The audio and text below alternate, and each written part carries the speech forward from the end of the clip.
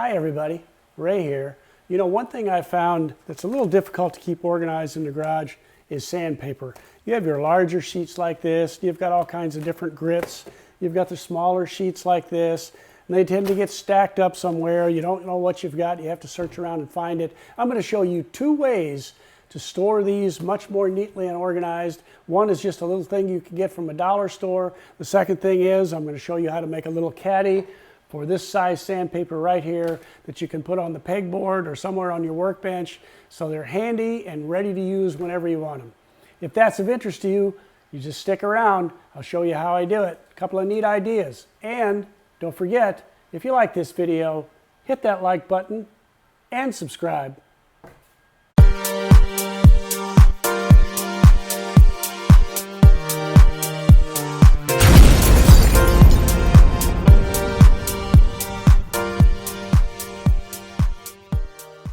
So the first idea just doesn't get any simpler. You can get these little magazine caddies. Usually you can find these at a dollar store, or Target or Walmart or wherever, but they're pretty darn inexpensive. And for the larger sheets of sandpaper, you just pick them up, slide them right in there. They fit just perfectly. They fit out of your way. I even keep a pad of paper in this.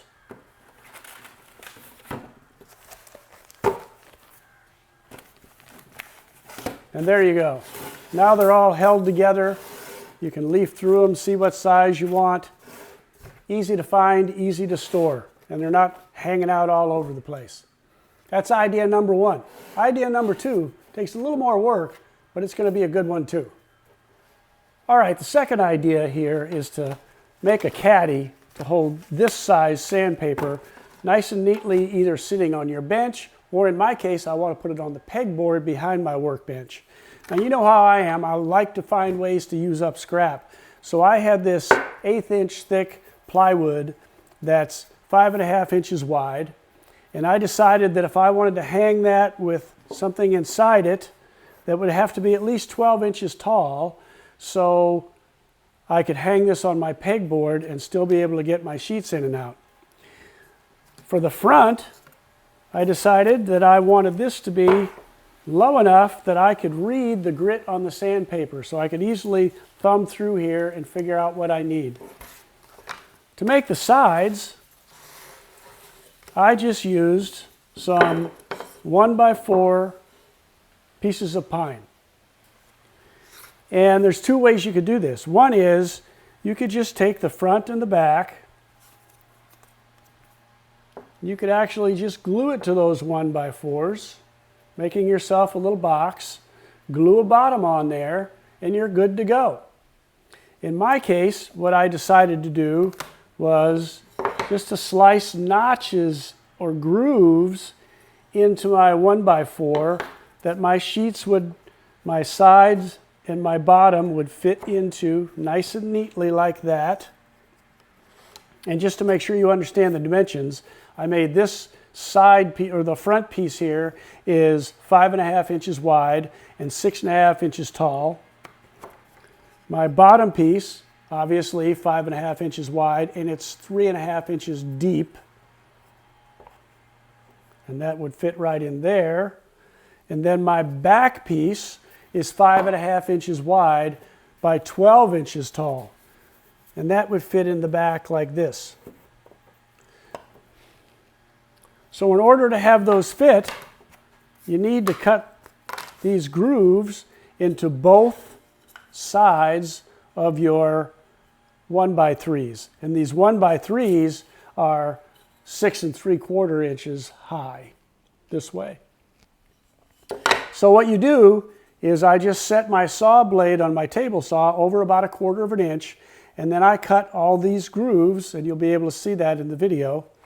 And then what you have to do is to take your fence and just tickle it over just a hair, because one saw blade is not quite wide enough for the width of these boards. So you need to move it over just a little bit and do every cut twice, and these pieces will fit in there just perfectly.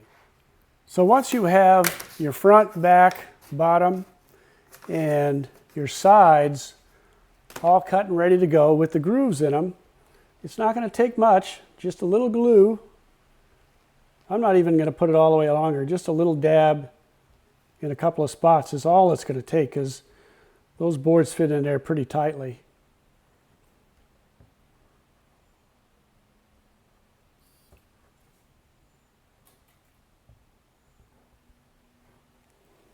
So you put your little bit of glue in there in your groove. And then you start your assembly. So here's my bottom piece.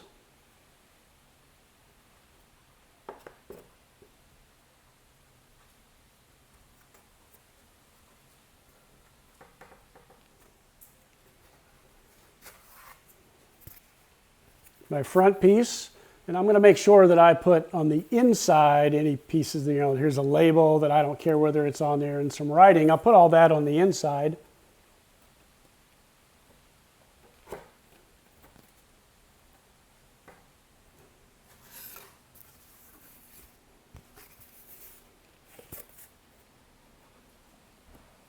And then on this piece here, if you've got any writing or anything you want to hide, make sure you put that against the piece that's going to go against your wall or on your pegboard. Okay, so all our pieces are in there. I'm going to put this top piece on there, and then I'll show you how it looks. So here's our box after we put it together. Looks to me like it should work just fine. Drop all our sheets of sandpaper in there. There's plenty of room for at least twice that much. I can see it clearly when I want to look at it to see what grid I want to use. And they're nice and neatly out of the way. This is essentially done. The only other thing that I will do is come back and add some boiled linseed oil. Not really because it needs a finish of any kind, but in my opinion, boiled linseed oil will help protect the wood a little bit, and it'll bring that grain out.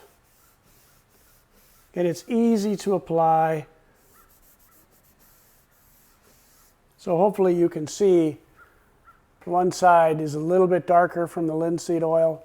This will just take a few days to dry, but you don't have to worry about handling it while it's drying. It doesn't matter. You're not going to leave fingerprints or anything in it. And it'll help protect the wood a little bit, and it'll make the grain show up. It'll be just a little prettier. So we'll do that, and then we're going to call this project complete. I hope you liked this project. If you did, don't forget, hit that like button and subscribe. And thanks for watching. I appreciate it.